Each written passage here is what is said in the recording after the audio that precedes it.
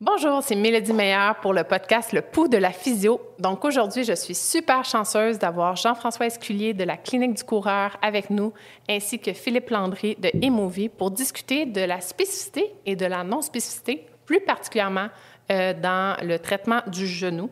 Donc, on parlera de genographie.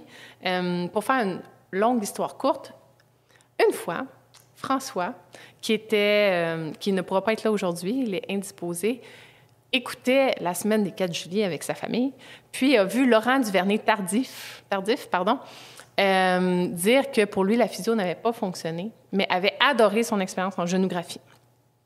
Notre cher François publie ça dans le groupe de la physio. Gros débat sur pour ou contre la genographie dans notre groupe. Il y en a qui étaient pour, il y en a d'autres personnes qui étaient contre. Et finalement, nous avons décidé, lors de ce podcast, de discuter de cette technique-là, mais aussi de comment nous, cliniciens, on devrait se faire une tête sur toutes les nouvelles technologies qui vont arriver, parce qu'on est dans un domaine de technologie. Donc, la genographie est un exemple. Donc, on est très content d'avoir la chance d'en parler avec nos deux invités. Vous remarquerez aussi que je vais porter un masque pour la prochaine heure et quart, heure et 20 environ. C'est pour des raisons sanitaires. Dans le fond, une personne dans le groupe avait la COVID en phase tardive, donc non symptomatique en phase tardive. On est en santé, mais pour être plus sécure, on a pris le 2 mètres de distance et le masque pour respecter les mesures sanitaires. Donc, on s'excuse à l'avance pour les bruits de masque, mais vous allez voir, c'est tellement un bon podcast que vous allez oublier qu'on avait nos masques. Bon podcast!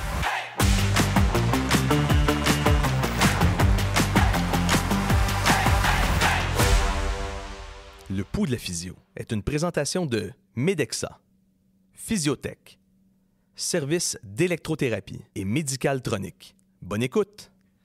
Bonjour. Donc, aujourd'hui, j'ai la chance d'avoir Jean-François Esculier et Philippe Landry avec moi. Jean-François Esculier, leader en recherche et développement de la Clinique du Coureur, super impliqué en recherche, majoritairement en course à pied. Je pense que c'est plus un secret.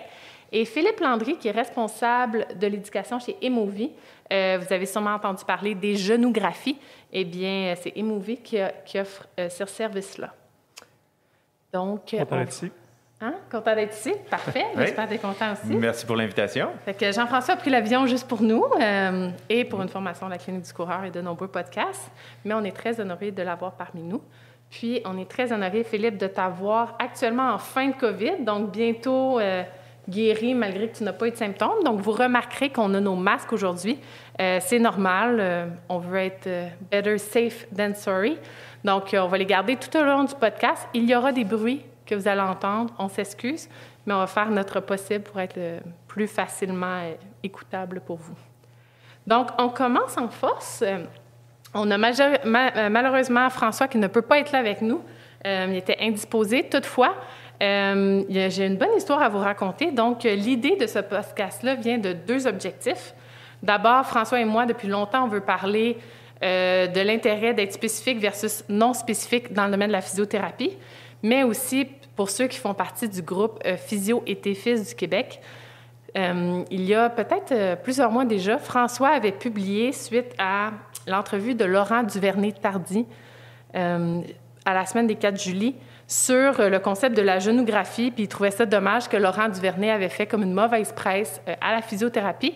Et ça avait engendré un grand débat sur la pertinence de la genographie en physiothérapie dans le groupe. Donc, merci François pour ce grand débat. Donc, l'objectif aujourd'hui, c'est d'en parler avec un expert dans le domaine de la recherche, un expert de la genographie, mais aussi de parler en général des traitements de la physio puis de leur expérience respective. Donc, on va débuter. Philippe, je pense qu'on va te laisser la parole en premier. C'est important pour nous de connaître ton parcours, tes fils, tu es super impliqué. Puis aussi, comment ça fonctionne la genographie, c'est quoi le concept, c'est quoi qui est intéressant à savoir. Avec plaisir. Mon parcours est commencé simplement, avec traitement d'orthopédie comme normal en clinique privée. Mais rapidement, moi, j'étais déçu de voir on travaillait beaucoup avec le CSST, là, c'est sûr. Déçu de voir que beaucoup de patients tombaient malgré tout en chronicité. Donc, ça m'intéressait de voir comment est-ce qu'on peut aider l'évolution de ces patients-là. Donc, j'ai travaillé en clinique privée de douleurs chroniques pendant quelques années où j'ai pu avoir une expertise là-dedans. Puis, dans ce contexte-là, on avait la genographie pour aider nos patients en douleurs chroniques au genou. Puis, je trouvais ça vraiment fascinant. finalement, j'ai eu l'opportunité de travailler sur un premier projet de recherche avec l'hôpital Maisonneuve-Rosemont sur les blessures de croisés. Puis, c'est là que j'ai officiellement travaillé avec la génographie pour la première fois dans un contexte de recherche. Ça, c'était en 2012. Donc, à peu près pendant une dizaine d'années, finalement, j'ai décidé de complètement changer de pratique puis aller dans le centre de médecine sportive où est-ce qu'il y avait le centre du genou à l'époque. À Laval, exactement. Puis là, c'était vraiment trippant parce qu'on était un petit hub, on va dire, où on avait kinésiologue, médecine sportive, médecin orthopédiste, physio, ergo. Puis on travaillait alentour des patients qu'on triait, puis qu'on pensait être des bons candidats pour pousser plus dans le domaine biomécanique, spécifique, avec la génographie comme fer de lance, si vous voulez. Puis on a fait beaucoup d'essais-erreurs, beaucoup de choses qui ne marchaient pas, beaucoup d'exploration. Mais finalement, on avait aussi l'occasion de travailler avec tous les utilisateurs de la génographie dans le monde, qui étaient surtout des chercheurs à l'époque. Donc, fast forward 10 ans plus tard, ça m'a permis d'avoir une expertise, si vous voulez, dans l'utilisation clinique. Puis en 2019, la génographie EMOVI, si vous voulez, s'est vraiment plus lancée à l'international, au-delà de la recherche dans l'utilisation clinique. Puis il y a beaucoup d'utilisateurs qui voulaient se former là-dedans. Puis on m'a offert de devenir le responsable de la formation médicale. Donc, c'est le poste que j'ai accepté depuis 2018. Depuis ce temps-là, tout ce que je fais, c'est créer du contenu de formation, travailler avec des chercheurs, puis lire de la littérature. Donc, on va essayer d'expliquer un peu qu'est-ce qu'on a trouvé puis pourquoi on trouve que c'est intéressant. Intéressant. Donc, vous remarquerez que ces deux jeunes hommes ont les ordinateurs sortis. Ça se veut un débat littéraire. Donc, ça va être, ma foi, très intéressant. Jean-François, parle-nous un petit peu de ton parcours. On sait que tu es vraiment impliqué à la Clinique du coureur, mais tu es aussi un chercheur et un enseignant à l'université au BC. Donc, parle-moi de toi un petit peu. Ouais. Bien, c'est ça. Moi, je porte plusieurs chapeaux, comme tu dis, Mélodie. Pardon. J'ai fait mes études en physiothérapie à l'Université d'Ottawa. Puis après, j'ai travaillé à Québec en clinique privée pendant plusieurs années chez PCN. Puis là, j'ai commencé à être impliqué en recherche, en fait. Donc, j'ai fait une maîtrise de recherche. J'ai fait un doctorat sur les problèmes de genoux, douleurs fémoro-patellaires chez les gens qui font de la course à pied.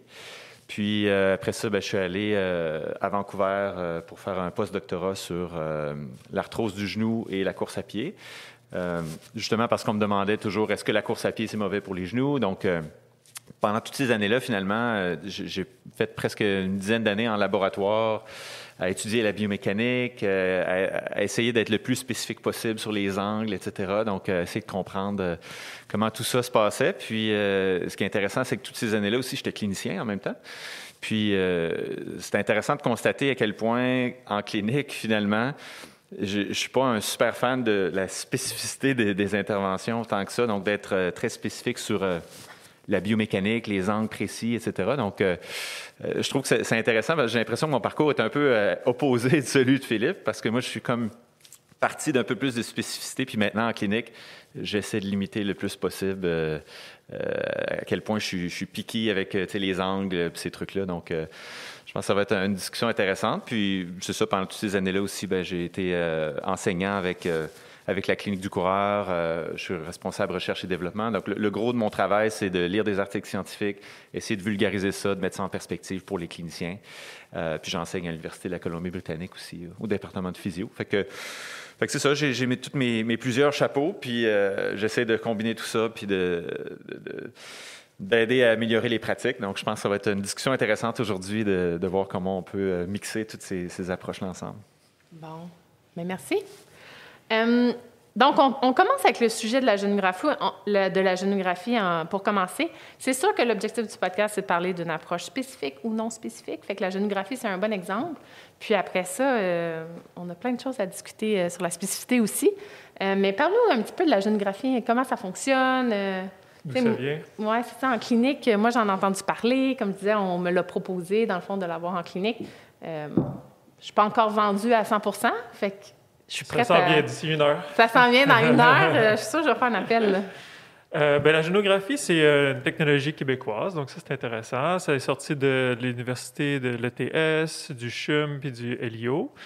L'idée derrière, c'est vraiment des chirurgiens orthopédistes qui se sont dit, bien, les imageries qu'on a sont tous statiques. Donc, on a rayon X, résonance magnétique, mais on n'a pas la fonction du genou en mouvement. Puis pourquoi le genou en particulier? C'est que c'est une articulation, on sait, qui est une des plus blessées, mais aussi une des plus complexes à avoir des bons résultats, que ce soit dans le geste de la réadaptation ou dans le geste chirurgical. En général, on a plus de succès dans les autres grandes articulations porteuses. Donc, il y avait ce besoin-là d'avoir vraiment le mouvement du genou, ou la fonction du genou en mouvement, on va dire. La génographie, maintenant, comment ça fonctionne, c'est que c'est un exosquelette qui va être sur le genou, sur le tibia, puis sur le bassin. Puis c'est vraiment cet exosquelette-là qui se démarque de tous les autres laboratoires de marche, qui fait que c'est beaucoup plus précis. Ça, on pourra en parler, là, mais je pense qu'une des échecs qu'on a dans la recherche pour avoir des conclusions fortes, c'est qu'il y a une très grande marge d'erreur, même dans le laboratoire de marche très avancé, pour ce qui est des angles. Hein. Puis la génographie, ça vient un peu enlever ça, cette marge d'erreur-là. C'est une marge d'erreur de 0,4 degrés.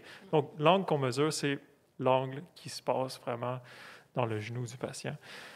Puis en clinique, comment ça se passe? Mais c'est que le patient va venir, va faire 5 minutes d'habituation sur un tapis roulant pour être sûr que ça marche et relativement reproductible. Puis c'est sûr qu'un tapis roulant, c'est jamais comme marcher par terre, mais puis après ces 5 minutes-là, on met l'exosquelette.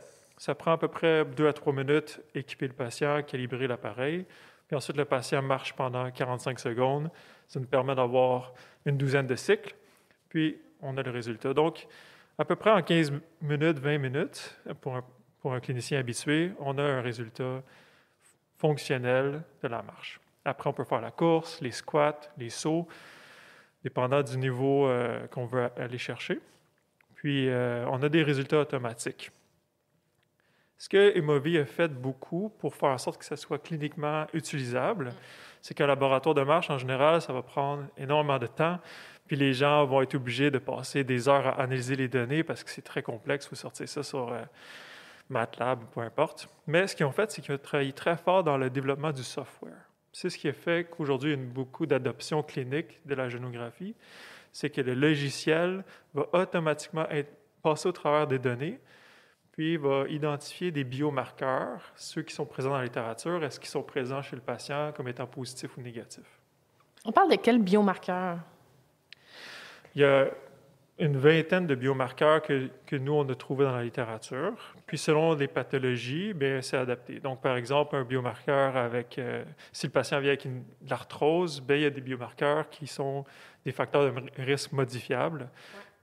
Qui vont être cotés positifs ou négatifs. Le plus connu ou le plus étudié, c'est le varus stress.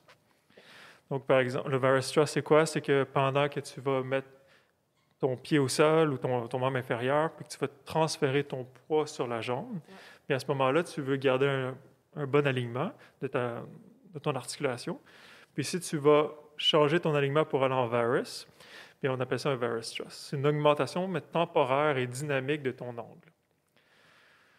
Donc, à cause que ça se passe pendant le transfert de poids, puis à cause que c'est une perte de contrôle, on va dire, ça a été étudié.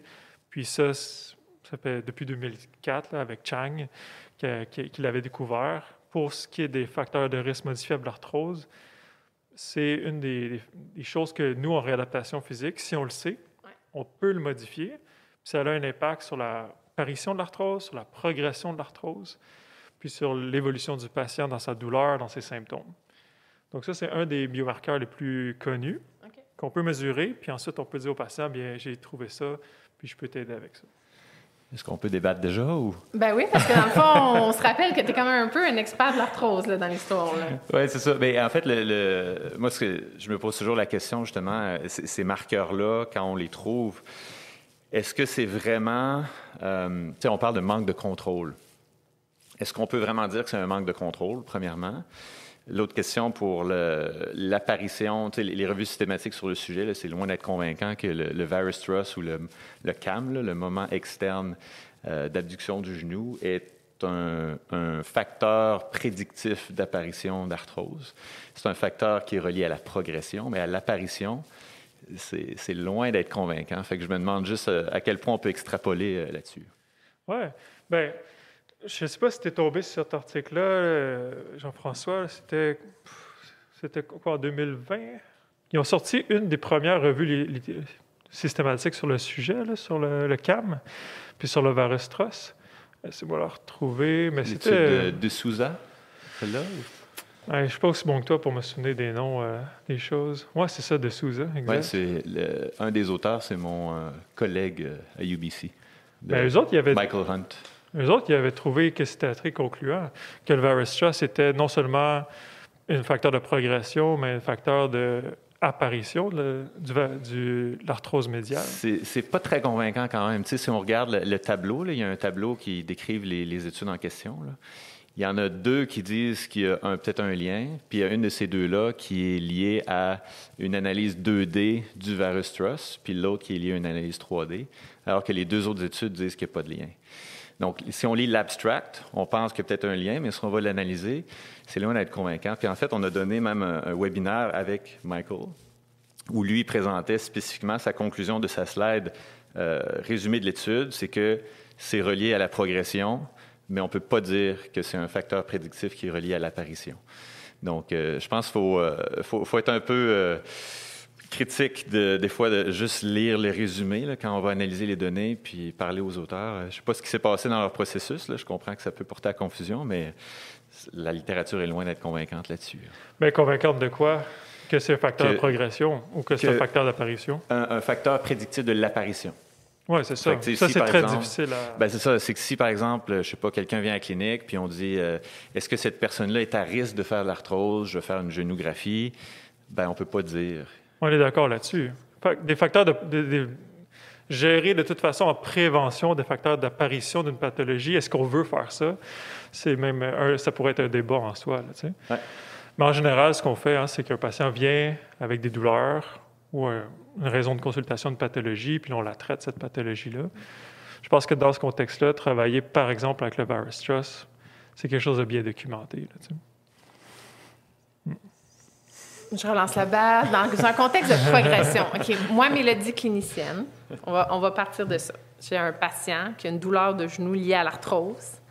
Je vais te dire que j'ai fait mon éducation, j'ai fait ma quantification mécanique, j'ai fait une prescription d'exercice, j'ai adressé la motivation, j'ai adressé les facteurs biopsychosociaux. J'ai tout fait ça. Bon élève, je pense que j'ai fait comme mon top 5, OK? Là, je suis rendue là, puis là, et ma progression ne va pas comme je réadresse la quantification du stress mécanique. Là, j'ai tout fait ça. Puis là, mon patient, il me dit « Ouais, j'aimerais ça faire une génographie. Qu'est-ce que tu en penses? Est-ce que je pourrais utiliser ce concept-là pour travailler le contrôle moteur de mon patient? » On va commencer avec Jean-François, tiens. Ah, ça, c'est une excellente question. Parce que quand tu dis travailler le contrôle moteur de ton patient, par exemple, on parle de spécificité là, dans ce podcast-ci.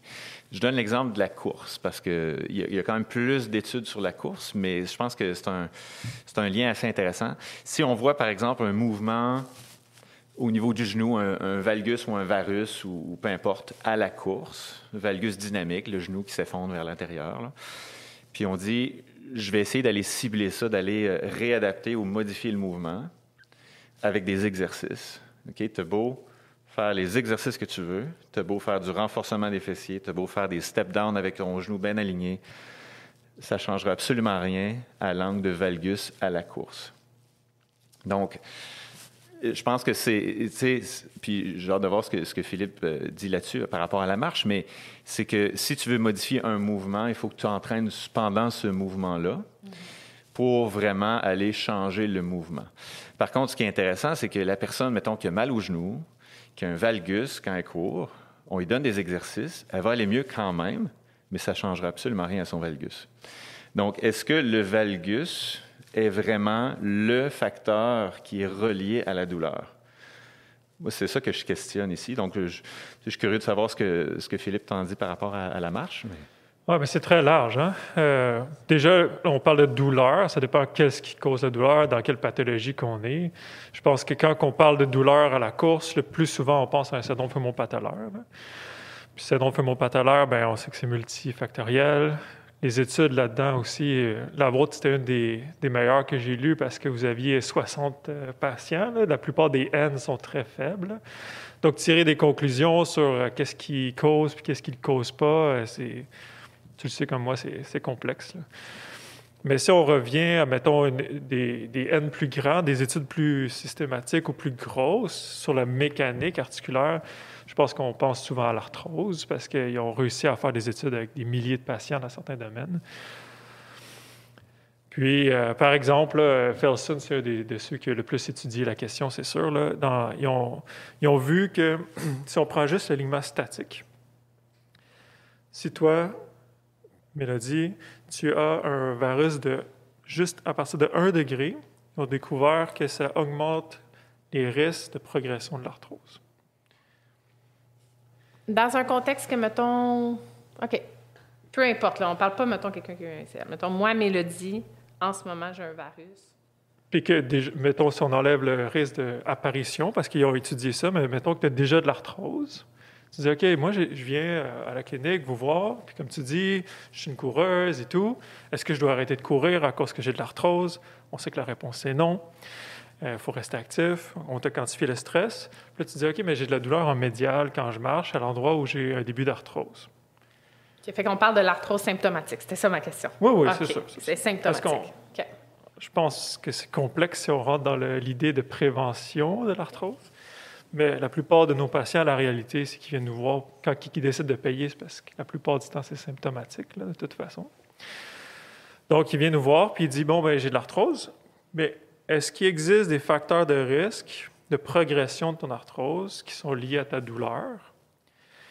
Ben moi, ce que je vois dans la littérature, c'est qu'effectivement, les angles ont un lien direct, sont des facteurs de risque, ce n'est pas le seul lien, mais qui ont un impact sur la progression de ton arthrose. Donc, par exemple, on va découvrir chez toi peut-être que tu as un varus de 2-3 degrés statique. Ça, à la base, c'est un facteur de risque. Ensuite, dynamiquement, si tu as un varus TROS, comme on disait tantôt, donc ton varus est augmenté en plus dynamiquement, mais ça, c'est un facteur de risque encore plus grand. Ça a été documenté que ça va augmenter non seulement les risques d'arthrose, mais aussi de dégénérescence méniscale. Ça va augmenter tes signes et symptômes. Puis, ça peut te faire en sorte que 4 fois plus rapidement, tu vas avoir un développement de ton arthrose médiale. Symptomatique. C'est ça. Okay. Donc, est-ce que faire la génographie puis gérer ces facteurs de risque-là, c'est intéressant? Oui. Est-ce qu'on peut changer un geste moteur? Bien, Gagné a fait au Québec, avec le CRCHUM, a fait une étude sur 600 patients qui seraient séparés en 3 groupes. Certains, on leur a donné des exercices spécifiques pour modifier ça avec des exercices, puis ça a marché. Ils ont été capables de modifier le varus TROS, puis c'était lié avec la satisfaction puis le changement des symptômes. Puis même quand ils ont analysé avec, je pense, je ne me rappelle plus du nom de l'auteur, là, mais Neila quelque chose, ils ont analysé qu'est-ce qui était le plus lié avec les symptômes du patient et son évolution. Est-ce que c'était la condition physique, l'âge, le BMI, le grade d'arthrose? Puis ce qu'ils ont découvert, c'était les marqueurs fonctionnels, les biomarqueurs. Finalement. Ça incluait des tests psychologiques? C'est dans le fond des... pas psychologiques. La catastrophisation de la douleur. Ouais, c'est ça, pas psychologique, mais plus des... Ouais. Ou non? Oui, il y avait des tests. Ben, c'était pas. Je pense qu'il y avait la catastrophisation de la douleur comme test qui était utilisé. Il y avait le COUS qui prend en compte la qualité de la vie. Puis malgré ces tests-là, dans le fond, ce qui est sorti le plus. En fait, c'était ces tests-là de comment est-ce que le patient se sent. Il les corrélait avec conditions physiques, BMI, etc. Niveau de l'âge au niveau d'arthrose. Puis ce qu'ils ont trouvé qui était le plus lié ou le plus corrélé. Avec les tests. Avec comme le ressenti du patient, ses symptômes, etc., ses niveaux de douleur, c'était les biomarqueurs dans l'arthrose. OK. Et est-ce qu'on a ralenti la progression d'arthrose en modifiant ça? Ça va prendre encore probablement 30 à 40 ans d'études si jamais on découvre ça. Parce qu'il y avait-tu un groupe contrôle dans l'étude? C'est quoi qu'ils faisaient dans le groupe contrôle? C'était la pratique courante, c'est-à-dire qu'ils étaient suivis par leur médecin, ils avaient accès à tous les mêmes outils thérapeutiques, sauf qu'il n'y avait pas l'information de la génographie. Donc, est-ce qu'ils faisaient un programme d'exercice, le groupe contrôle? Il y en avait qui ont décidé de le faire, puis il y en a qui non. OK, ça, c'est un problème. Mais il y avait 3 groupes contrôle. Il y avait un groupe d'exercices, un groupe d'exercices spécifiques, puis un groupe contrôle pratique courante. Moi, je l'ai lu, l'étude, je la trouve intéressante quand même, mais c'est que le groupe en question, c'est qu'il y a 2 groupes. Il aurait dû avoir un groupe qui faisait un programme d'études avec la génographie, un programme d'exercice avec géographie, puis l'autre qui aurait fait un programme d'exercice, mais sans la géographie, pour voir la valeur ajoutée de la géographie. Mais là, dans ce cas-ci, ce qu'on évalue, c'est la valeur d'un programme d'exercice et non pas la valeur de la géographie. C'est pour ça que les études... moi, je suis d'accord avec toi, là, tout à fait. Mais c'est pour ça que les études les études complémentaires qui évaluaient qu'est-ce qu'il y a eu comme effet, ceux qui ont corrigé leurs biomarqueurs, est-ce que ça a vraiment donné quelque chose? Est-ce qu'il y a une corrélation entre la correction d'un biomarqueur et l'évolution des symptômes? C'est là que c'est les études les plus intéressantes, c'est sûr. Ouais. Je pense qu'il faudrait refaire cette étude-là puis vraiment donner un programme d'exercice parce que, je donne un exemple, le programme GLAD, il y en a peut-être qui nous écoutent, qui connaissaient le programme GLAD, qui est le programme le plus connu sur... Peux-tu donner plus de contexte du programme GLAD? Oui, le programme GLAD, qui veut dire Good Living with Arthritis in Denmark. Donc, c'est un programme danois, programme d'exercice et d'éducation qui a été fait par des chercheurs danois qui a eu des dizaines d'études sur le sujet. Ils collectent des données à travers le monde de façon continue. Là, finalement, c'est pour la réadaptation des gens qui ont de l'arthrose au genou, qui est un programme de quelques semaines. Puis ce sont des exercices qui ont un certain niveau de difficulté qui peut être progressé, mais c'est quand même des exercices non spécifiques.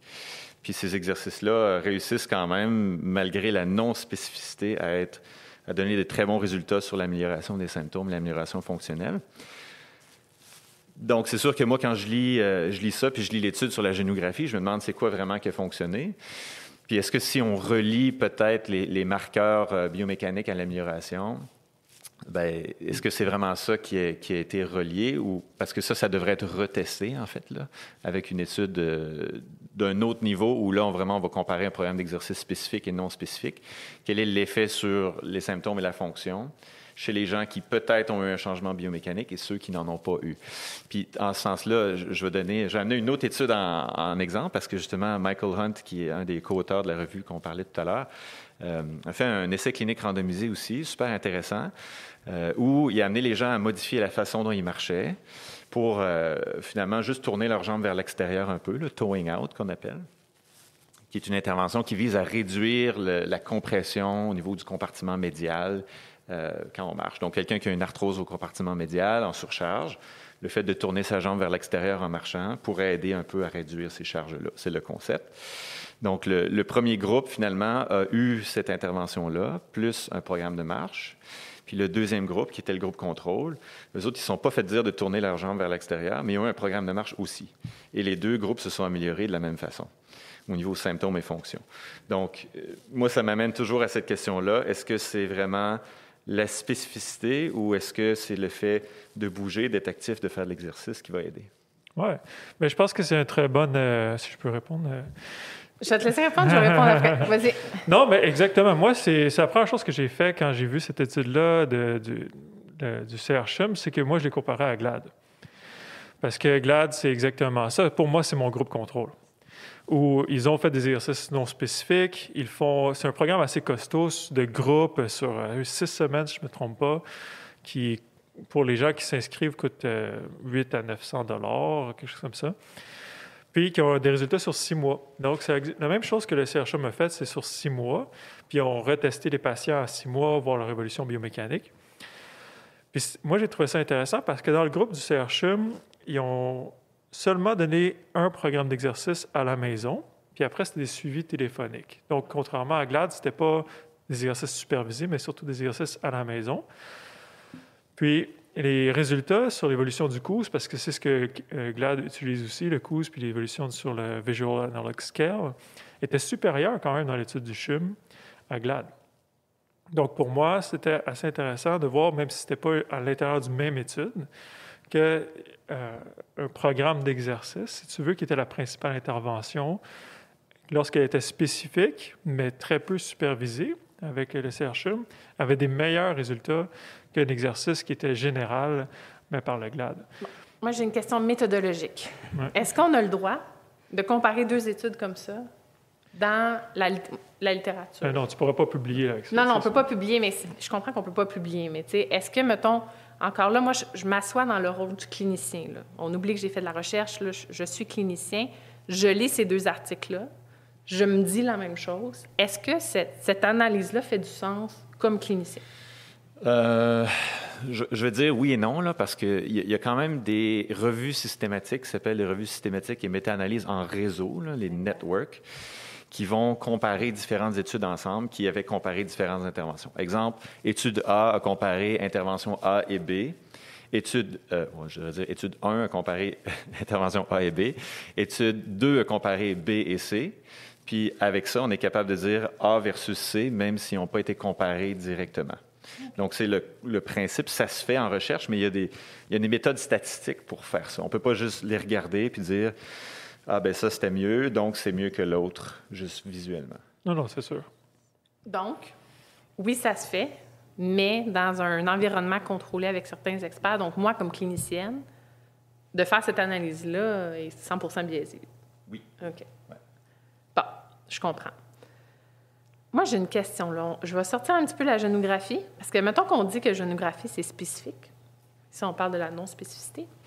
Dans mon jeune temps, alors que j'étais plus clinicienne, j'avais été allée à une conférence, puis je me rappelle que le chercheur présentait justement de corriger le patron moteur live avec mon coureur. Dans ce temps-là, je faisais plus de course à pied, justement en corrigeant un petit peu le patron du genou. Je pense que c'était, si ma mémoire est bonne, comme Willy. Rich Willy, oui, exact. Rich Willy, excellent formateur. Dans le fond, il est vraiment le fun à entendre parler. Là. Ouais. Après ça, ça, c'est quand même spécifique là, comme mesure. Très là. spécifique. OK. Oui. Lui, il était fan. Oui. Mais là, si tu me demandes est-ce qu'il est encore fan, je veux dire non, pas vraiment. Ah, OK. Ouais. Fait que, dans le fond, la littérature a évolué, puis c'est moins la tendance maintenant. C'est ça, exact. OK. Fait que même dans un mouvement actif, une mesure, une correction spécifique, aussi spécifique, est-ce qu'il y a une valeur ajoutée? En fait, tu sais, pour préciser un peu sur ces études-là de Rich Willy, là, c'est le même groupe de recherche. Donc, c'est un peu ce que je disais tout à l'heure. Quelqu'un a un valgus à la course. On lui dit, quand tu cours, essaie de garder tes rotules pointées par en avant. Là. C'est comme la consigne qui est donnée. Ce qui est très bizarre à faire là, quand tu l'essayes toi-même. Là. C'est pas naturel du tout. Là. Imagine tes genoux vont un peu vers l'extérieur. Oui, tu sais, mais en tout cas, je propose aux gens qui nous écoutent de l'essayer et de me dire s'ils trouvent que c'est naturel de faire ça. Mais c'est ça. Dans le fond, toutes les études qui ont été faites là-dessus, il n'y en a pas beaucoup. Là, il y en a 3 spécifiquement. C'est tout des case series, des séries de cas où on donne une intervention à 10 personnes, puis il n'y a pas de groupe contrôle. Et là, on dit, après 2 semaines, les gens vont mieux. Donc, ils vont mieux, mais est-ce que c'est parce qu'ils ont eu une intervention ou c'est parce qu'ils ont eu une intervention qui était meilleure qu'une autre? On n'est pas capable de le dire. Donc, c'est pour ça que, tu sais, là, on est sorti de la génographie, mais je veux faire une référence pareille. Moi, je me demande la personne qui va faire une évaluation de génographie, qui serait, tu sais, l'appareil ne fonctionne même pas, là. Il est juste, tu sais, il est mis sur la personne, puis qu'on lui donne un programme d'exercice en lui disant, tu sais, les exercices qu'on donne sont spécifiques aux résultats qu'on a eus avec le test, mais on n'a pas vraiment mesuré, qui serait une intervention placebo, contrôle idéal, où on compare à vraiment, on regarde les angles en question, puis on donne un programme d'exercice en fonction de tes vrais résultats de la génographie. Est-ce qu'on a un résultat supérieur en voulant être spécifique aux résultats de la génographie versus on mesure avec l'appareil, mais on ne dit même pas qu'on mesure rien, puis on donne un programme d'exercice en te faisant croire que c'est la bonne intervention pour toi. Fait que là, on adresse l'enjeu motivationnel placebo. Là. Clairement, on est là. OK, bon. Fait que dans le fond, moi, je me suis posé exactement cette question-là. Est-ce que, tu sais, la génographie, là, mettons, je comprends qu'il y a une certaine spécificité. Est-ce que ça a été évalué avec un placebo? Tu sais, un petit peu ce genre de protocole-là? Pas encore.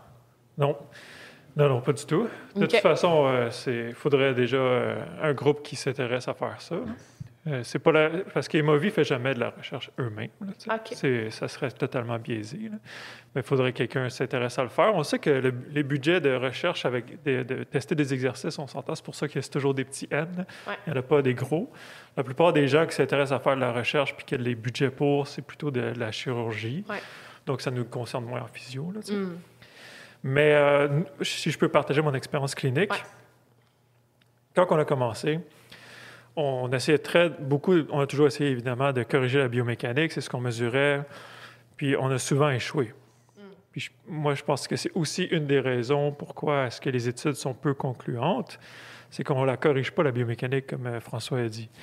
Donc, c'est difficile de savoir si ça marche, si on ne sait même pas comment on arrive vraiment à changer un Weierstrass ou une chute en valgus. Et au début, c'est ce qu'on voyait. Donc, on faisait des tests, on donnait des exercices, le patient revenait, puis il avait encore sa mauvaise mécanique. Est-ce que des fois, il s'améliorait? C'est sûr que oui. Il y a eu des exercices de toute façon. On le sait que juste donner des exercices va améliorer le patient. Mais la plupart des patients qui venaient au centre du genou, qui viennent encore faire la génographie, c'est des patients qui ont déjà essayé d'autres choses. Ton cas que tu disais tantôt, moi, j'ai déjà fait de la physio, j'ai fait de la renforcement, puis on me parlait de quantification du stress. Ouais. Ça, c'est les patients que moi, j'ai vus toute ma vie. OK. Puis, ces patients-là n'évoluaient pas nécessairement mieux avec la génographie quand on ne changeait rien. Je comprends pas. Mettons, il n'évoluait pas mieux si on mettait la génographie puis on faisait pas d'intervention. On faisait l'exercice, on les retestait, puis il n'y avait rien qui avait changé, mais les symptômes changeaient peu aussi. Parce que c'était pas des patients que c'était pas la première fois qu'ils faisaient des exercices. OK. C'était des patients qui avaient échoué ailleurs, venaient nous voir, puis ils pouvaient échouer encore. En partie, c'était parce qu'on ne savait pas quoi faire, comment changer leur mécanique, même si on pouvait la mesurer. OK. Parce qu'initialement, juste pour plus de mise en contexte, Dans les 5-6 premières années que j'utilisais la génographie, dans un objectif diagnostique, entre guillemets. on essayait de la corriger, mais on ne savait pas comment. OK. Parce que tu lis la littérature aujourd'hui, puis on demande à la littérature comment corriger un valgus à la poussée, puis on n'a pas de réponse. On n'a pas beaucoup d'études qui ont réussi à le faire. Donc, on ne sait pas quel exercice donner pour le changer. On va renforcer les fessiers, mais ça ne change rien. Nous, on a des patients qui ont gagné beaucoup de force. On leur a fait des planches, on leur a fait des fessiers, puis il y avait le même valgus. OK. On leur a fait des exercices de proprioception. On a tout essayé, puis il y a plein de choses. La plupart des interventions ne fonctionnaient pas pour changer la mécanique articulaire. Mais, avec le temps, on a développé une série d'exercices qui fonctionnent. Puis ces patients-là qui changent leur biomécanique, changent leurs symptômes. Ça, c'est mon expertise clinique. Puis les patients qui reviennent, puis qui n'ont pas changé leurs symptômes, en général, quand je les reteste, ils n'ont pas changé leur mécanique et ils n'ont souvent, peut-être même, ils se sont empirés dans leur biomécanique. Okay. Là, je vous dis ça, c'est complètement biaisé parce que c'est la façon, mais ça, c'est mon expertise clinique. Puis, la clé, évidemment, pour cette intervention, selon moi, c'est le triage du patient. Je ne pense pas que tout patient qui a syndrome fémoro-patellaire a besoin d'une génographie. Mais je pense que si c'est un patient qui a des douleurs persistantes, qui a un historique, et encore plus s'il vient et il me dit « j'ai déjà essayé des choses », comme la quantification du stress, bien, je pense qu'avec un bon triage, on peut dire, bien, ce patient-là, ça vaut la peine d'investiguer ces facteurs de risque biomécanique pour le prendre en compte. Je comprends. Moi, j'ai une question. Dans cette circonstance-là, moi, j'ai beaucoup de patients, ils viennent me voir, mais il a dit, je suis allée en physio, ça n'a jamais marché, la physio, ça ne marche pas, ils viennent me voir. Puis, j'adresse le composant biopsychosocial, dont ces questionnaires qu'on parlait tantôt, TSK, PCS et bien d'autres. Puis, souvent, mon approche personnelle, c'est juste d'adresser ça, de mieux les coacher, fait que d'être plus assidu, puis j'ai une évolution. Bon. Mettons, je blende ma technique. Là. Mettons, j'appelle ça la technique mélodie. Là. C'est pas vrai, là. On s'entend. Il y en a plein d'autres personnes. La technique meilleure. La technique meilleure, ça serait excellent. Bon, la technique meilleure, je peux dire, bien, les gens sont venus me voir, ils ont fait la technique meilleure, puis maintenant, ils vont mieux. Fait que c'est là que moi, je me dis, entre la technique meilleure, on l'appelle comme ça, hein, c'est juste une joke, on comprend, puis la génographie, là, je peux pas dire que c'est mieux. Fait que là, on fait quoi? Est-ce qu'on peut se dire, mettons, la génographie, scientifiquement, il n'y a pas encore assez de recherche? On peut-tu aborder ça? Bien, encore une fois, ça dépend de quelle pathologie tu parles. Je pense que si tu penses... Toute pathologie confondue. C'est celle de ton choix. Oui. Je pense que si on parle de syndrome fémoro-patellaire, il y a encore... On est loin, mais je me demande si un jour on va y arriver avec la rapidité de l'évolution de la recherche. Est-ce qu'on va arriver à une conclusion? Ça va être très difficile. Mais je pense que si on prend l'autre extrémité du spectre, l'arthrose, il y a énormément de recherches qui ont étudié des milliers de patients, puis qui montrent que les facteurs de risque mécaniques ont un impact réel sur les symptômes, puis sur l'évolution d'une pathologie, puis que c'est juste normal, nous, en tant que physio, de dire à notre patient que cette chose-là existe, puis qu'on peut lui offrir de le prendre en compte, parce que c'est bien documenté qu'on peut avoir un impact sur sa pathologie et son évolution. C'est bien documenté qu'on peut avoir un impact sur son évolution? Que ces biomarqueurs-là ont un impact sur leur évolution. OK. Mais, encore une fois, pas nécessairement que l'intervention va ralentir la progression de l'arthrose. Il n'y a rien qu'on peut garantir là-dessus, c'est ça? Exactement. OK. Ouais. Fait qu'on appelle ça, dans le fond, au même titre que des fois, il y en a qui disent « prends telle vitamine, tu as une chance sur 2 que ça fonctionne ». Est-ce qu'on peut dire que la génographie, on est là, tu sais, essaye-la si tu veux, tu vas dépenser un certain montant? C'est la même chose que les facteurs de risque de toute pathologie. La première chose que les études arrivent à faire, c'est documenter que ça crée un risque de l'avoir ou que de progresser. Ouais. Puis après, c'est beaucoup plus complexe de dire jusqu'à quel point, si tu enlèves ce facteur de risque-là, tu n'as pas de chance que ça progresse. Ça va être très complexe à faire comme étude, mais est-ce qu'on attend que ces études-là sortent dans 40 ans pour enlever un facteur de risque de progression? Ça, c'est un excellent débat. La question qui tue. J'attends-tu que la recherche me dise que je dois le faire avant de faire quelque chose? Parce qu'on s'entend que la recherche aussi... moi, je vais me mettre... C'est pas parce que je suis du côté de Jean-François que je n'essaie pas d'être nerd dans cette discussion. C'est sûr que j'ai des biais toujours personnels parce que tout le monde a des biais. Mais je suis juste plus proche de Jean-François parce qu'il n'a pas la COVID. Juste disclosure. Donc, tu sais, la recherche nous a aussi appris à activer le transverse à un moment donné, tu sais. Oui. Fait que... Mais maintenant, elle nous dit de ne plus le faire. De plus le faire. Ouais. Fait que moi, comme clinicienne, qu'est-ce que je fais? Est-ce que je me dis, à crème, je vais essayer des nouvelles tendances? Je mets ça en guillemets, sans rancune. Des nouvelles tendances, ou je me dis, j'attends la recherche, puis j'accepte que ce que la recherche me dit de faire, peut-être ça sera pas bon. Tu sais, dans le sens... C'est un peu décourageant pour un clinicien, je pense, qui nous écoute à la maison. Mais ça, c'est intéressant que tu amènes le transverse aussi. Là, pour faire une parenthèse là-dessus, ça, c'est partie d'études transversales où on analyse des gens qui ont mal au dos, des gens qui n'ont pas mal au dos, puis on se rend compte que ceux qui ont mal au dos, ben, peut-être qu'ils activent moins bien certains muscles, mais qu'au final, c'est pas ça la cause de la blessure. Donc, je pense qu'on a beaucoup évolué à travers les années sur dire... un lien de corrélation versus causalité là, entre les facteurs de risque puis vraiment puis l'apparition de la blessure.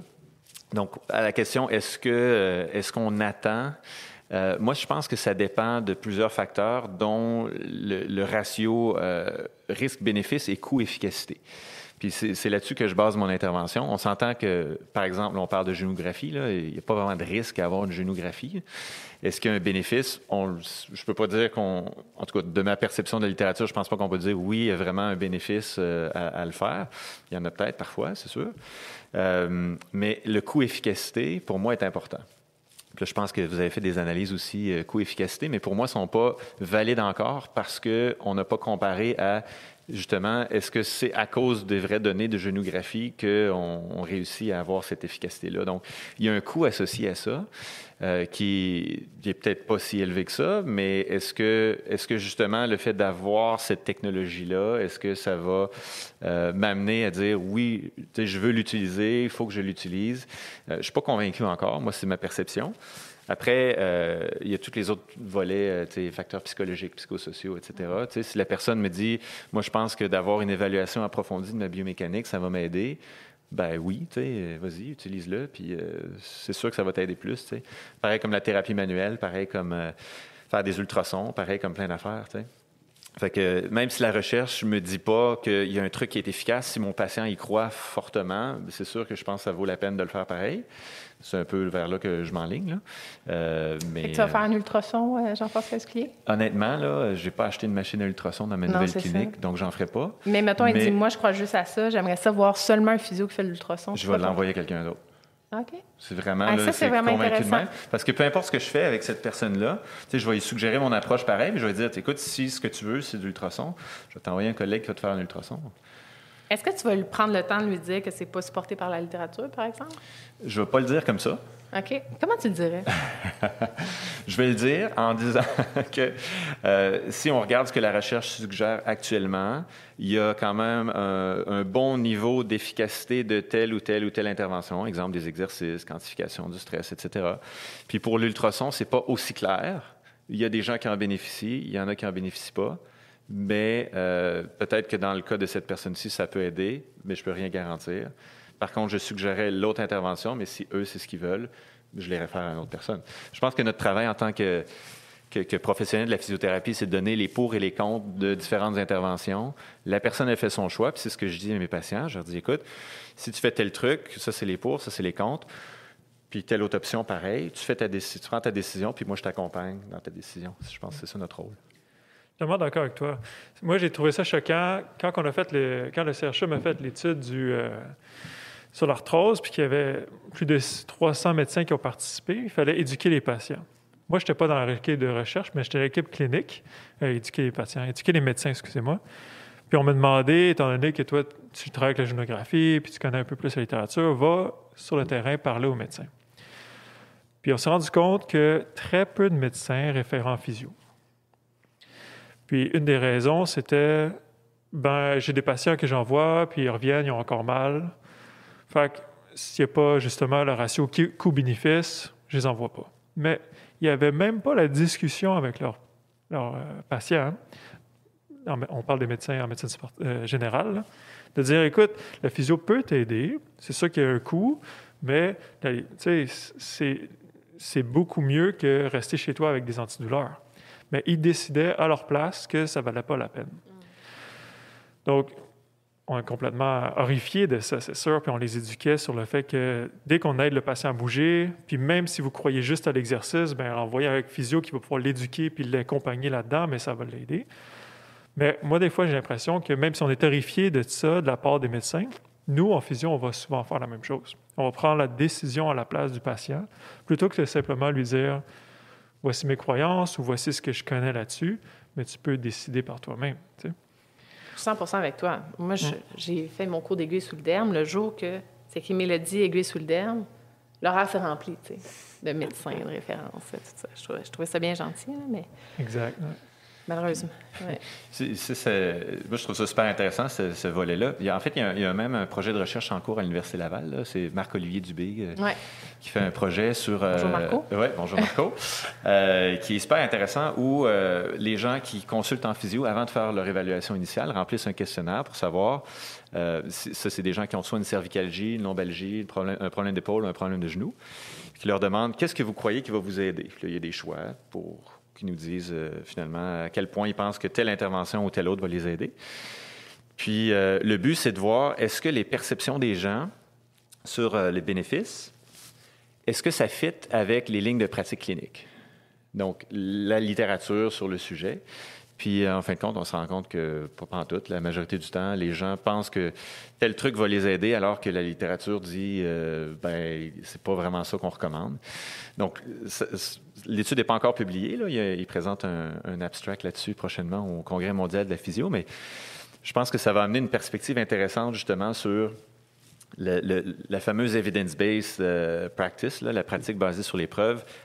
Quelle est la proportion qu'on utilise on a un effet démontré par la science versus le patient y croit vraiment. Puis je pense que c'est ça l'art de la physiothérapie au final, c'est d'être capable de bien cerner son patient, si je peux le dire, puis de trouver ou de décider ensemble, qu'est-ce qui va plus l'aider. Puis c'est ce qui fait, je pense, que les cliniciens vont avoir du succès avec leurs patients. Pas juste, c'est quoi le niveau de preuve sur l'intervention A ou B. Là. Super intéressant. On va y aller par spectre. Ici, c'est le spectre. Je fais ce que fait qu'à droite, pour ceux qui sont sur le podcast, on ne regarde pas en vidéo. À droite, non, pas Philippe, à droite, dans ma main droite, c'est le spectre, je vais faire ce que mon patient veut. À gauche, il y a evidence-based.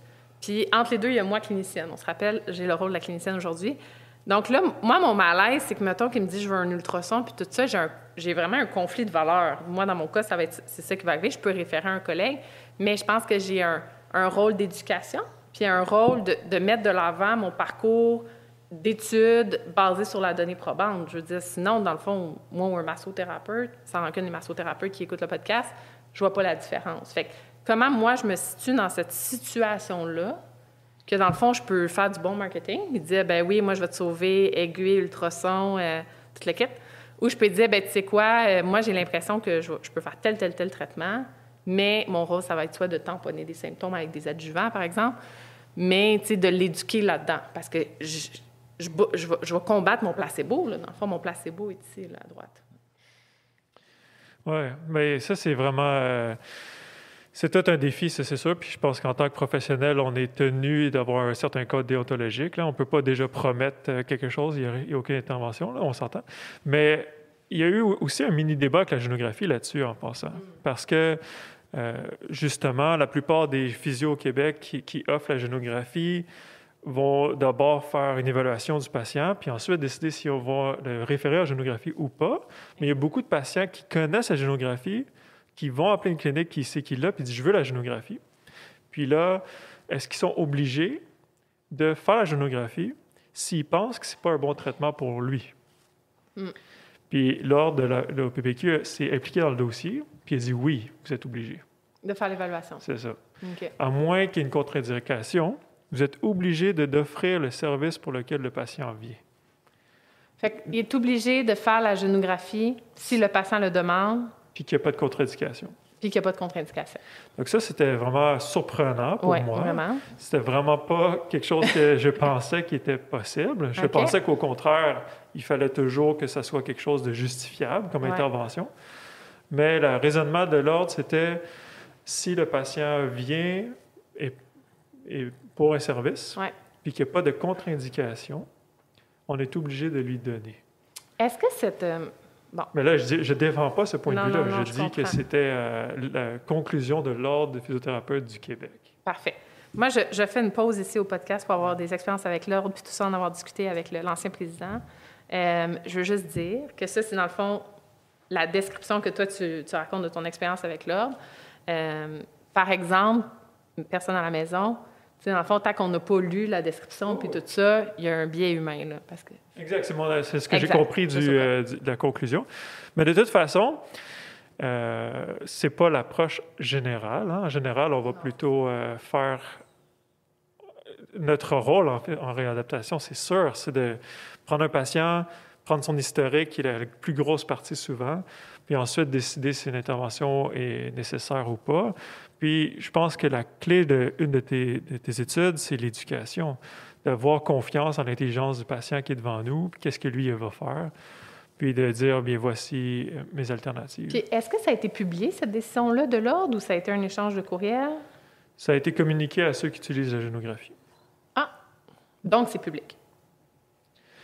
Je ne sais pas de quelle manière ça a été publié. OK. Bon, Mais moi, je trouve vraiment que le point clé dans ta situation, Mélodie, c'est l'éducation du patient. C'est un peu ce que Philippe, tu disais. Parce que ton patient demande ça, toi, tu es au milieu, puis la recherche suggère ici. Mais peut-être que ton patient, il ne sait pas c'est quoi qui est là. Il ne sait pas c'est quoi que la recherche suggère. Fait que, moi, je pense que, comme vous disiez les deux, je pense notre rôle, c'est d'éduquer les gens, parce qu'on parle de fournir un consentement éclairé, là, mais un consentement éclairé, c'est basé sur une connaissance éclairée de c'est quoi mes options. Là. Parce que si on ne le sait pas, si moi je suis allé déjà à une clinique là, dans le passé, puis tout ce qu'ils me faisaient, c'est des ultrasons, puis ça fonctionnait, parce que j'habite à Saint-Clinclin, puis ils font des ultrasons à tout le monde, là. Ben peut-être que moi, c'est juste ça que je connais, puis c'est ça que je veux, puis je sais que ça marche pour moi. Mais peut-être que si j'essaye l'autre option, si c'est bien expliqué, puis je trouve que ça pourrait bien convenir pour moi, bien peut-être je vais choisir cette option-là à la place.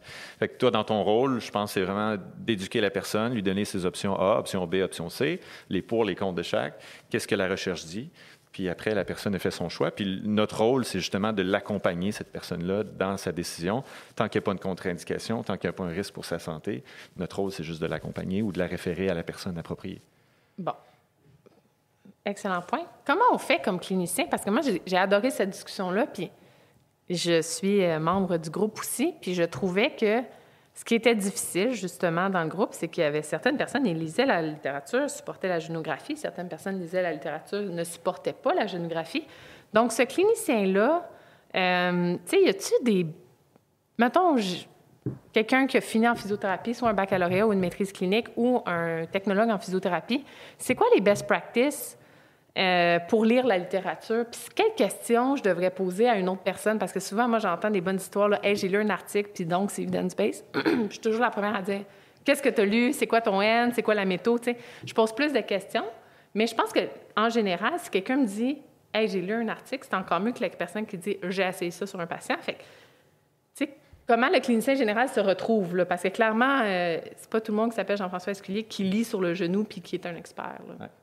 Bien, je vais établir mon conflit d'intérêts. J'ai fait une formation en ligne qui s'appelle La science en pratique de l'article à la clinique. Puis en fait, c'est exactement de ça qu'on parle. T'sais, on décrit dans plein de chapitres, c'est une formation en ligne où on dit, bon, premièrement, est-ce que tu peux faire confiance au périodique dans lequel c'était publié? Deuxièmement, est-ce que c'est une étude qui a été bien faite? C'est quoi la validité de l'étude? Puis après, troisièmement, est-ce que ça s'applique à ta situation clinique? Fait que vraiment, il y a une démarche à faire. T'sais, on peut pas juste dire, oui, j'ai trouvé un article, ça va dans tel sens, donc je l'utilise. Là.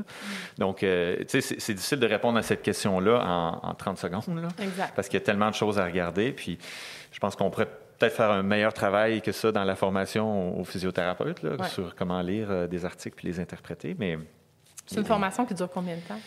C'est 8 heures en ligne, celle que j'ai faite. Puis j'essaie de la faire la plus intéressante possible parce que des fois, ça peut être assez drôle, là, formation sur comment lire des articles. Mais il y a des exemples, on a des situations cliniques, des cas cliniques. Il y a des cas où même, justement, j'ai fait une situation clinique sans chercher la littérature avant. Puis je me suis dit, bon, je vais prendre une chance. Là. Je fais la situation clinique comme si j'étais vraiment avec un patient. Puis je vais chercher après. Puis j'ai trouvé un article. Puis l'article, je l'analyse, je le critique de façon interactive avec les gens. Puis il est mauvais, l'article. Là. Mais c'est le meilleur que j'ai pu trouver, c'est ça. Puis il est mauvais. C'est une revue systématique, puis il n'est pas bien fait. Mais c'est la réalité clinique. On ne peut pas toujours trouver un article qui est super bon puis qui va supporter ce qu'on fait. Donc, il faut être à l'aise avec ça. Puis à ce moment-là, il faut être capable de dire, ben je vais adapter mon approche en fonction de ça. Moi, mon expérience est beaucoup moindre que Jean-François en tant que chercheur, je pense. Mais j'ai plus l'expérience d'un clinicien hors système de la recherche. On n'a pas accès aux articles. C'est abstract qu'on a. Moi, bon, j'ai la chance de pouvoir y avoir accès d'une certaine façon, mais quand je fais des recherches hors accès, c'est extrêmement difficile. On n'a pas la méthode. On n'a pas vraiment la façon que ça a été analysé. On n'a pas accès aux résultats bruts, parce que ça, c'est une autre chose. Des fois, on regarde des conclusions d'articles, n'est-ce pas? On regarde les résultats bruts, puis on n'est même pas d'accord avec la conclusion. Parce que des fois, ceux qui écrivent les articles sont des chercheurs qui sont non cliniciens, qui ne savent même pas qu'est-ce qu'ils font vraiment comme analyse, parce qu'ils n'ont pas l'habitude de l'utiliser en clinique, dans la réalité, pour traiter des patients. Donc, moi, je pense que répondre à ta question est extrêmement difficile. Puis, probablement que la meilleure chose, c'est plate à dire, là, selon moi, je ne suis pas content de dire ça, mais c'est de suivre des cours de formateurs avec qui tu as confiance qu'eux, ils ont pris le temps de lire la littérature, parce que c'est ça, avec Jean-François ou avec Bia, c'est pas vous qui le dites, là, mais toi, tu as justement des cours, mais lire la littérature est presque dangereux, d'après moi, parce que tu as des articles que tu ne sais pas jusqu'à quel point tu peux faire confiance à la conclusion de l'auteur, qui peut t'amener complètement à prendre une tangente qui n'est pas certaine. Moi, je pense que je vais faire un parallèle ici. Là. Je trouve ça excellent. Fait que comme clinicien, lire la littérature quand on n'est pas éduqué, ça peut devenir dangereux. Mettons qu'on met on n'a pas accès non plus à l'article complet. On met dans la pyramide. Mais, j'écoute mon collègue, il l'a essayé, ça fait 15 ans qu'il pratique. Non, j'écoute mon collègue, il l'a essayé, ça fait 2 ans qu'il pratique. Après ça, j'écoute mon collègue, ça fait 15 ans qu'il pratique. Moi, je pense que c'est à risque d'écouter cette personne-là parce que s'il n'est pas basé sur la littérature. Après ça, j'écoute mon collègue, il lit des articles scientifiques, là, on réduit le niveau de risque. Puis là, après ça, on tombe dans... J'écoute un chercheur ou un professeur qui a l'expertise, puis on diminue le niveau de risque. Mais même, disclosure, moi aussi, je travaille dans le domaine de l'éducation, puis même nos formateurs, des fois, on leur demande plus de références, puis on lit les références, puis on a cancellé certains formateurs parce qu'on était comme... C'est pas possible, tu peux pas présenter ça. C'est ça. Il faut avoir confiance à l'outil d'éducation. Moi aussi, j'en ai donné des formations pour certaines personnes qui m'ont demandé de donner des formations, puis ils n'ont jamais lu mes références. Donc ça aussi, il faut trouver justement système d'éducation dans lequel on a confiance aussi. Il y a un regard de clinicien. Autant on a un regard... Le patient doit trouver les red flags dans tout ce qui existe sur Internet et Amazon. Mais nous aussi, comme cliniciens, clairement qu'il y a des red flags à avoir. Puis c'est quoi mettons, top 3 des red flags? Là, je comprends qu'il y a une formation de 8 heures. Clairement, il y a, on va dire, 8000 physios au Québec. Ouais. On va faire une conversion de 3 %. C'est à peu près les gens qui vont écouter ta formation de 8 heures. Ouais. C'est quoi les top 3 des red flags que tu dirais « non ». Qu'il ne faut pas faire confiance à... Ah, top 5, je t'en donne 5. Soyons fous. OK.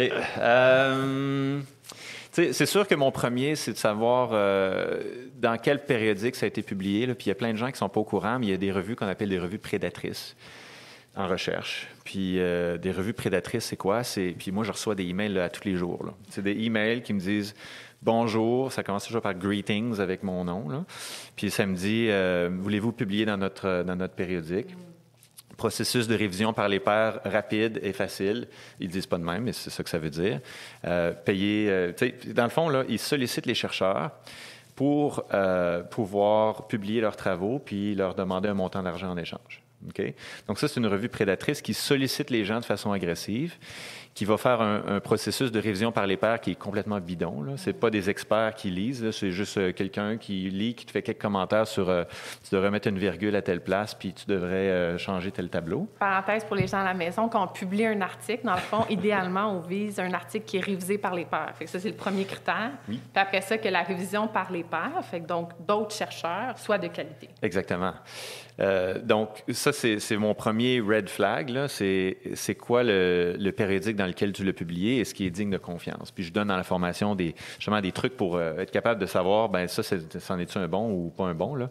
Si vous voulez voir un peu, on fait aussi un club de lecture là, avec la Clinique du coureur où on commence toujours par ça là, quand on analyse un article. Donc ça, c'est mon premier red flag parce que si ça a été bâclé, ben je ne peux pas garantir que l'article est de bonne qualité, de 1. De 2, je questionne l'intégrité des chercheurs qui ont voulu publier un article là-dedans. Parce qu'en recherche, c'est ça. Si tu veux avoir des fonds de recherche, il faut que tu publies des articles. Donc, c'est comme une roue, un cercle vicieux où si je veux publier, ben là, il faut que je paye, mais si je veux des fonds, il faut que je publie. Donc, c'est ça qui amène des fonds de recherche, c'est le nombre d'articles. C'est un peu stupide, là, mais... Puis il y a une valeur quand même à ajouter quand tu publies avec un retour significatif, là, un changement significatif. Là. Exact. Il y a comme un trend dans le changement significatif. Ça, c'est un autre de mes flags, c'est justement. Bon. C'est que quand, souvent, on lit l'abstract, puis là, l'abstract dit il y a une différence significative. Bon, une différence significative, ça peut être soit statistiquement significative ou ça peut être cliniquement significatif. On peut avoir un résultat qui est statistiquement significatif, où là, on a un test statistique qui nous dit qu'il y a une différence entre la moyenne avant traitement puis la moyenne après le traitement. Donc, ça, c'est statistiquement significatif. Mais si, par exemple, je sais pas, mon échelle visuelle analogue avant traitement, j'étais à 6 sur 10 de douleur, puis à la fin du traitement, j'étais à 5,4 sur 10, puis j'ai un assez grand nombre de personnes. Fait que j'ai juste une diminution de 0,6 sur 10 là, à l'échelle de douleur de 0 à 10, ce qui est rien cliniquement. Mais je pourrais trouver un résultat statistiquement significatif si j'ai assez de monde dans l'étude, si ma distribution est assez rapprochée, etc. Mais c'est aucunement cliniquement significatif. Okay? Donc, je pense qu'il faut être capable d'interpréter ça. Puis, justement, quand je lisais les études sur la génographie, on disait qu'il y a une différence de 2,3 degrés après intervention et c'est considéré dans le rapport comme étant amélioré. Bien, pour moi, c'est un grand questionnement de est-ce que c'est cliniquement significatif de dire 2,3 degrés? Je me questionne. Je dis pas oui ou non, mais je me questionne. Oui. Bien, ça nous ramène sur la spécificité. Je ne sais pas si tu voulais y revenir un peu, Mélodie. Tu avais fini sur ton article. Moi, je veux juste top 3 au moins. Puis après ça, on va retourner à la spécificité. OK, top 3. Fait que... Mon troisième, je veux dire, ce qu'on appelle la validité d'une étude. La validité d'une étude qui est séparée en 2 volets. Là. Validité interne, c'est-à-dire est-ce que l'étude elle a été bien faite? Est-ce qu'elle a un risque de biais? C'est dans un exemple, comme on parlait tout à l'heure, des études, un essai clinique randomisé. Est-ce que l'évaluateur est au courant de l'attribution des groupes? Parce que l'évaluateur, tu sais, j'ai déjà été évaluateur dans une étude à l'aveugle, là. Puis, tu sais, tu demandes à la personne des questions sur ses symptômes, tu la mesures, est-ce qu'elle a gagné en amplitude, etc. Mais si tu as un biais, tout le monde a un biais, là, avant de faire une étude comme ça. Si moi, je pense que l'intervention fonctionne mieux que le groupe contrôle, bien, je vais dire à la personne, « Ah, ben tu sais, peux-tu aller un peu plus loin? Vas-y, t'es sûr que c'est ton max, là? Tourne un peu plus, ou plie ton genou un peu plus. » Puis tu sais, je vais influencer potentiellement le résultat.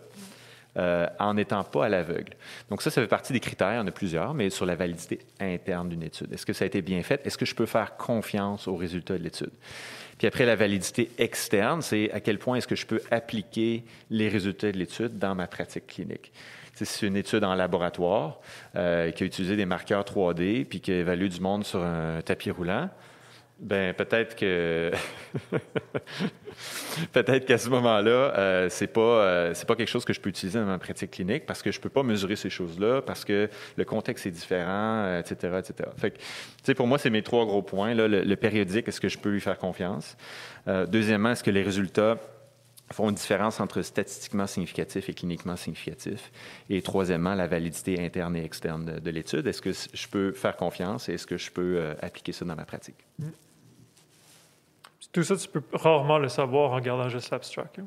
Jamais. Ouais. Jamais. Il y a vraiment un enjeu, puis je pense que c'est une belle critique que tu fais. Puis moi, à la base, là, tout mon respect de venir ici aujourd'hui, parce que moi, jamais j'aurais eu de présenter mes recherches que j'ai lues à un chercheur.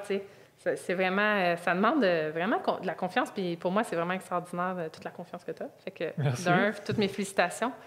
Mais au-delà de ça, je pense que c'est une bonne critique, peut-être que, tu sais, dans le milieu de la recherche, j'ai l'impression, puis c'est pas à Jean-François, là, c'est vraiment juste en général, le transfert entre la recherche et le clinicien, il y a tellement des barrières vraiment importantes que même un clinicien qui a à cœur d'être evidence-based, le service, c'est difficile.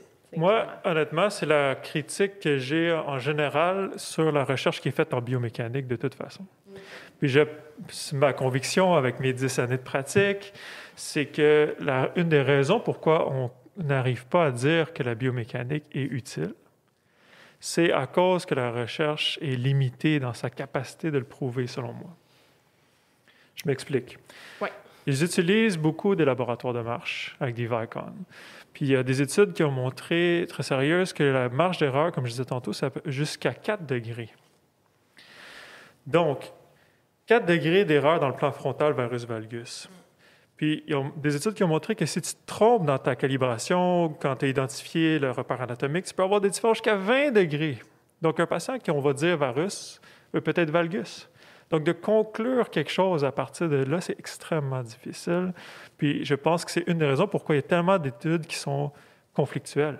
Il y en a qui vont trouver que c'est significatif, d'autres vont trouver que ça ne l'est pas, parce que ça va dépendre comment ils ont calculé, comment ils ont calibré. Puis c'est des méthodes qui sont... L'outil qu'on utilise pour faire ces recherches-là est une grande limite, selon moi. Le gold standard, dans le fond. C'est ça. OK.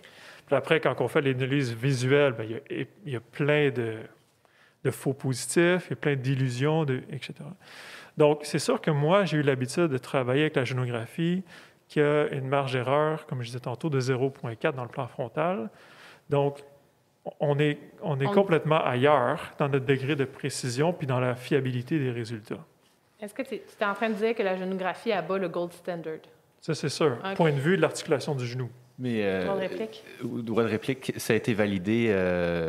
C'est quoi la mesure de référence pour dire 0,4? C'est la fluoroscopie. OK. Ouais, c'est ça.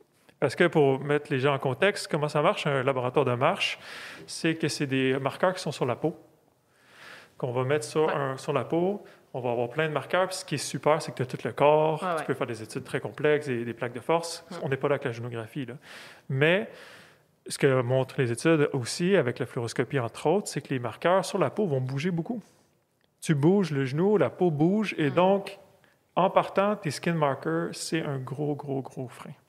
Puis la génographie ne bouge pas? C'est ça. La génographie, qu'est-ce qu'ils ont fait pour le développer? Pourquoi ça a été populaire? C'est que même si ça se focalise juste sur le genou, l'exosquelette se pose sur le condyle médial et le condyle latéral, entre les structures musculaires, fait que c'est entre la bandelette puis le biceps fémoral, puis entre le vaste médial puis l'ischio-jambier.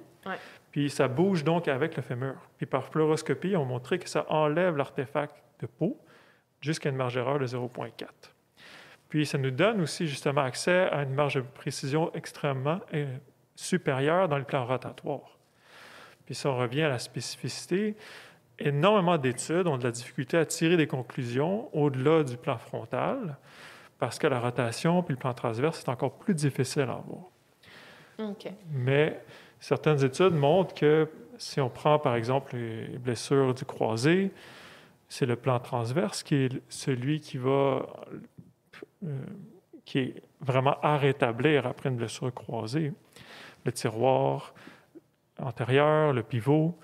Puis c'est justement dans ce domaine-là qu'aller chercher de la spécificité va pouvoir permettre aux patients d'avoir un sentiment de moins d'instabilité, mais aussi prévenir l'arthrose secondaire qu'on sait qui est extrêmement à risque. On a encore une prévention d'arthrose ici, là. J'ai un petit peu de misère avec ça quand même. Mais... Parce que, dans le fond, je ne sais pas combien de temps il nous reste encore, là. Je ne vais pas trop pousser sur des trucs trop spécifiques, mais le processus d'arthrose, en fait, est enclenché dès qu'il y a une rupture de croisée. Hein. Le fait d'avoir une chirurgie ou non, de réparation n'a aucune influence. Le fait de réentraîner des mouvements, je ne pense pas qu'il y ait rien dans la littérature qui nous dit qu'on ralentit la prévention, qu'on ralentit la progression d'arthrose ou qu'on prévient l'arthrose. L'arthrose, le processus démarre dès qu'il y a la rupture ligamentaire. Exact. Donc, parce que j'ai juste entendu prévention d'arthrose, puis je me dis, pour moi, ça ne marche pas, là, mais... Un facteur de risque modifiable. Facteur de risque, je ne sais pas. Modifiable, oui, mais... Ben oui, ils ont bien documenté. Certaines études, certains auteurs ont documenté que ceux qui évoluent vers une arthrose plus rapide et plus sévère ont des facteurs mécaniques identifiables qui permettent de savoir lesquels vont évoluer ou pas. À partir de là, si on les modifie, est-ce qu'on peut le prévenir? C'est sûr qu'on n'est pas là. Dernier droit de réplique, puis après, je vais wrap. Fait que... Il reste un droit de réplique à Jean-François. Il faudrait que je vérifie. Là. Il y a un dernier consensus qui s'appelle Optini, là, qui a été publié dans le BJSM sur tous ces trucs-là. Là. Je n'ai pas encore eu le temps de le lire, il vient juste de paraître, là, mais j'ai quand même un petit doute là, sur le volet préventif d'arthrose secondaire. Mais, ouais. Je vais essayer de résumer. Oui, non, mais... Ça se veut, comme je dis encore là, ça se veut très généraliste. Est-ce que moi, j'ai un dernier droit de réplique aussi? Vous avez le droit à un droit de réplique à la fin. Mais si je résume, moi, de ce que je conclus, c'est qu'il y a une critique envers la littérature que la littérature ne peut pas prouver si ça fonctionne ou pas. Mais la littérature ne peut pas supporter, de ce que je comprends, la génographie non plus à 100% pour le concept du placebo à la base. Fait, je pense qu'il y a ça que j'entends.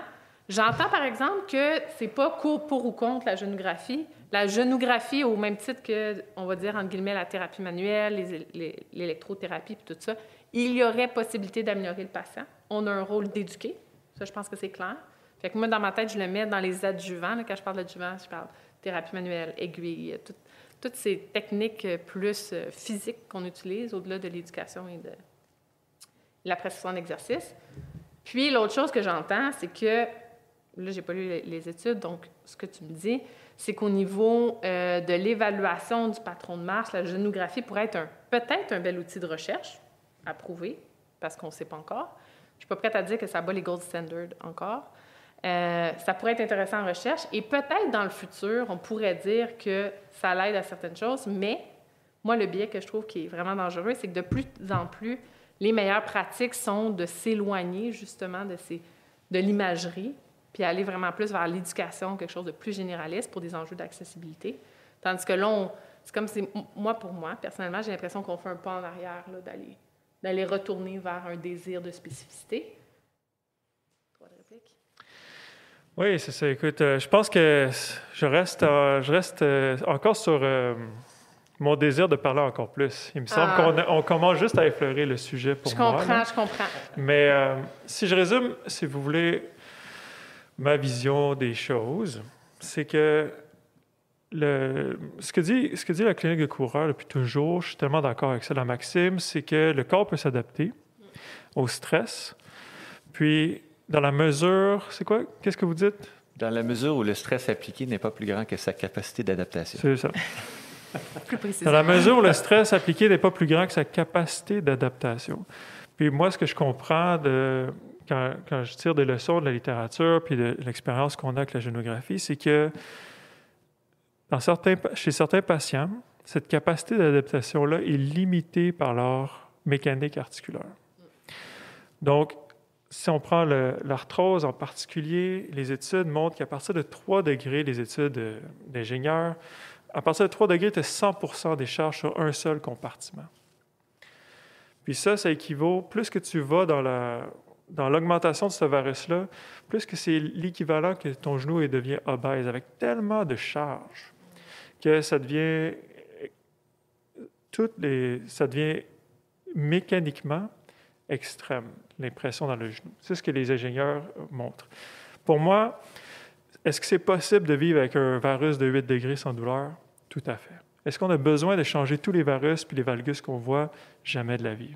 Est-ce que c'est possible de courir sans douleur avec une mauvaise mécanique? Je suis convaincu de ça. Mauvaise mécanique étant? Avec des mécaniques qui augmentent les stress articulaires. Mais est-ce que c'est possible que nos patients viennent nous voir, qu'on leur a donné l'éducation, puis c'est aussi d'autres études qui montrent ça, n'est-ce pas? Qu'il y a des patients qui ont eu l'éducation, la quantification de stress, puis qui ont quand même des douleurs, qui sont autant à risque d'avoir des douleurs, des syndromes fémopatellaires. La littérature le montre aussi. Donc, pour moi, c'est juste de ne pas être extrémiste, de dire je travaille juste avec une chose, puis je mets de côté les autres. Mais les patients qui arrivent, pour moi, avec une douleur qui est persistante, de plusieurs mois, plusieurs semaines, ça fait partie des facteurs de risque potentiels à évaluer. Particulièrement si c'est une pathologie qui va être persistante à la base, comme l'arthrose, une blessure ligamentaire, un ménisque qui a été blessé.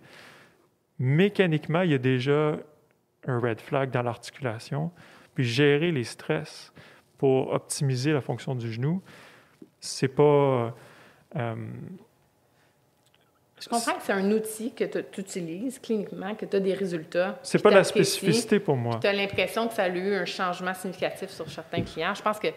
Non, pour moi, c'est plus que ça. C'est ce que la littérature montre, que dès que tu as de l'arthrose, ou que tu as un risque d'arthrose aussi, parce que tu n'as plus de ménisque, les stress mécaniques sont changés.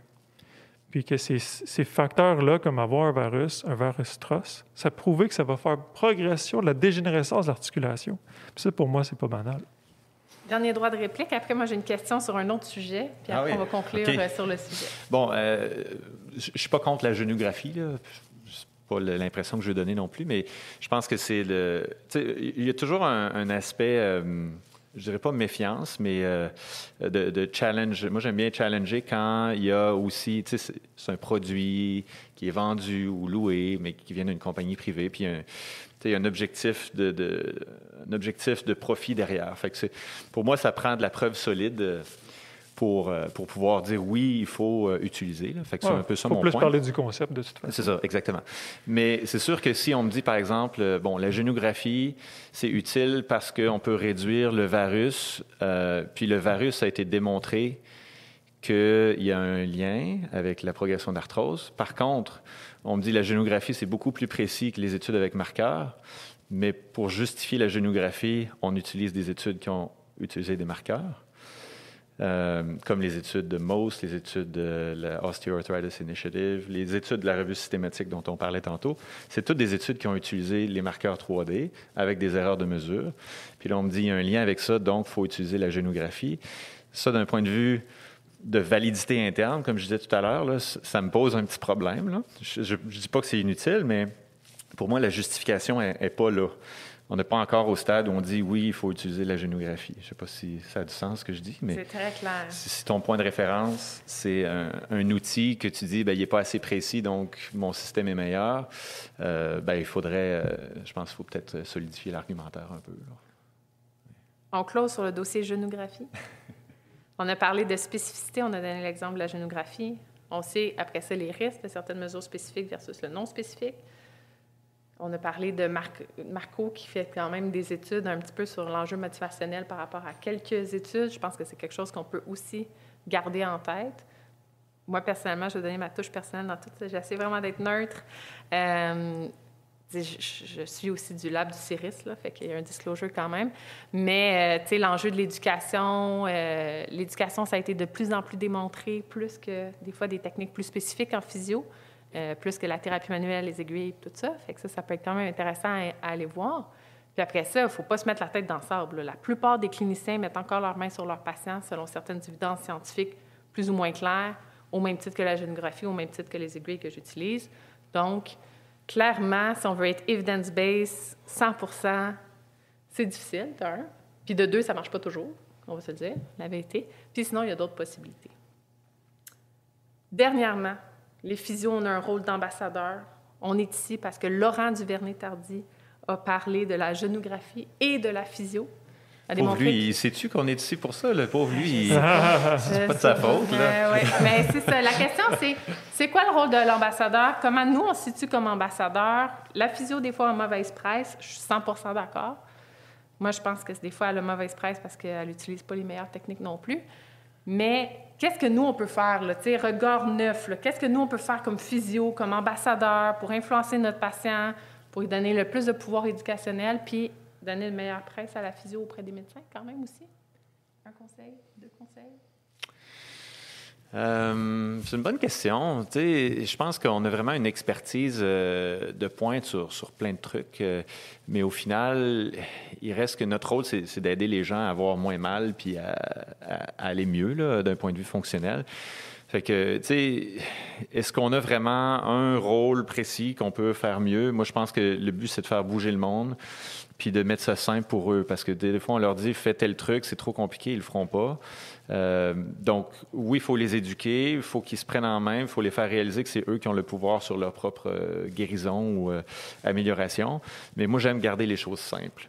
C'est ma philosophie, là, garder les choses simples. Donc, c'est ce que je disais. Je suis parti d'un laboratoire de biomécanique, puis maintenant, je fais des analyses cliniques où j'utilise à peu près pas d'équipement.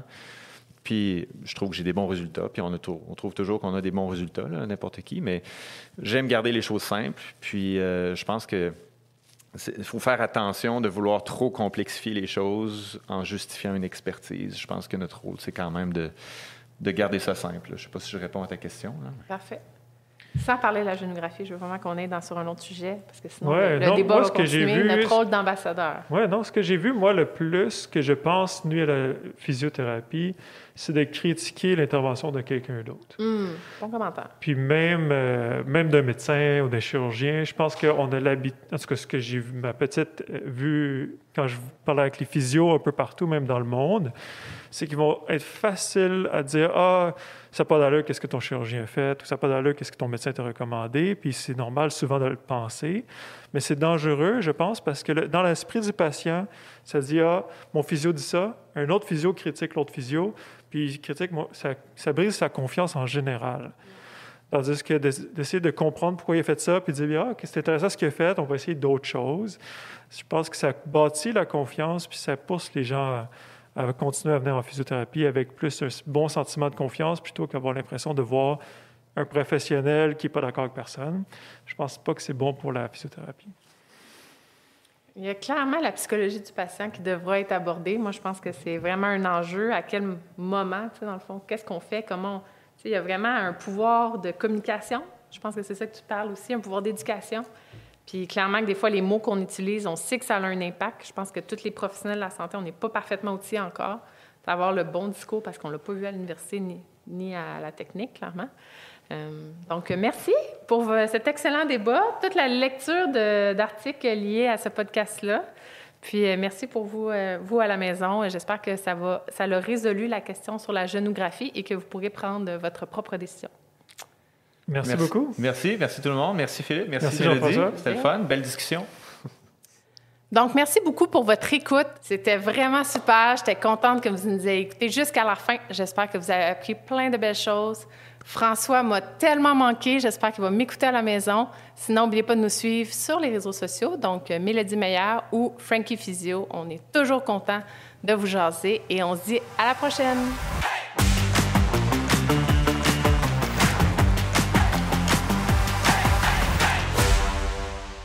Le pouls de la physio est une présentation de Medexsa, Physiotech, service d'électrothérapie et médical tronique.